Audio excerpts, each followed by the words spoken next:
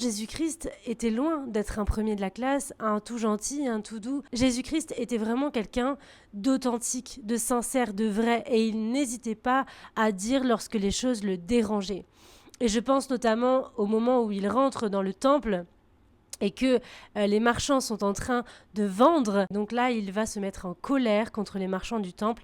Il va vraiment tout mettre par terre. Donc c'était vraiment quelqu'un qui incarnait la totalité de l'être. Il était à la fois humain, à la fois divin, et il n'avait aucun mal à montrer toutes les parts de lui, à incarner toutes les facettes de sa personne en fait.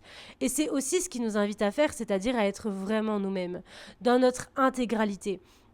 Parce qu'effectivement, on a tendance à mettre des choses sur le côté, à ne pas les montrer, à les refouler pour passer pour quelqu'un de gentil, par exemple, de serviable. Parce que c'est ce qu'on attend de nous, c'est ce qu'on aimerait que les autres voient de nous. Sauf qu'en fait, eh bien, du coup, on oublie de montrer tout ce que l'on est. On n'est pas que gentil, on peut aussi se mettre en colère comme Jésus-Christ.